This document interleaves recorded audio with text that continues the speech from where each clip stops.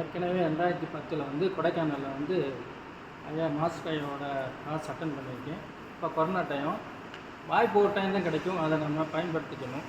அதை வந்து நான் இடையில வந்து அவர் சொன்னதுலேருந்து இப்போ பண்ணியிருந்தேன்னா, அந்த இடையில ஒரு 5 வருஷம் கேப் வந்து நல்லபடியாக என்னுடைய வாழ்க்கை மாறி இருக்கும்.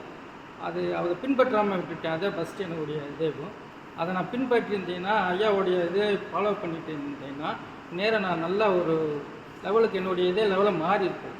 அதை நான் மிஸ் பண்ணிட்டேன். பெரிய ஒரு வாய்ப்பை நான் தவறி விட்டேன். அதே என்னோடய ஃபஸ்ட்டு அடியே.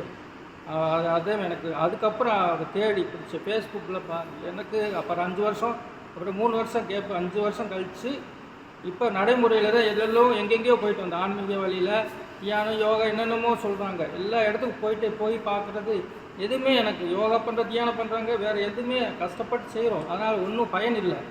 ஆனால் வந்து நம்ம தாந்திரியத்தில் வந்து பண்ணுற போது மகா சமாதி அடைஞ்சது. அதாவது அன்னைக்கு கூட எனக்கு தோணலை. நைட்டு வந்து அதை நான் உணர்ந்தேன். என்னுடைய மூலாதார சக்கரை என்னை நல்லா தூண்டி விட்டு உடனே ஆட்னா சக்கரை வந்து நிற்கிது. மகா சமாதியை நேற்று நைட்டே நான் உணர்ந்துட்டேன். அதே எனக்கு ஒரு பெரிய வாய்ப்பு கொடுத்த கடவுளுக்கு நன்றி சொல்லணும், மாஸ்டர் ஐயாவுக்கு நன்றி சொல்லிக்கிறேன்.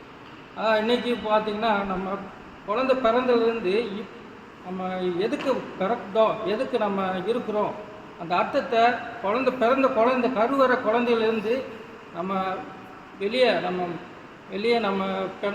வெளியே வரைக்கும் சாந்தி, ஆத்மா சாந்தி அடைய வரை உள்ள விஷயத்தை பூரா ஒரு 2 மணி நேரத்தில் எல்லாத்தையும் சொல்லி நம்ம புரிய வச்சது. நம்ம ஒவ்வொரு அப்பா அம்மாவுடைய எமோஷனல் அவங்கள எப்படி பார்த்துக்கணும் எல்லா விஷயத்தையும் சொல்லிக் கொடுத்த மாஸ்டர் ஐயாவுக்கு ரொம்ப நன்றியை தெரிவிக்கிறேன்.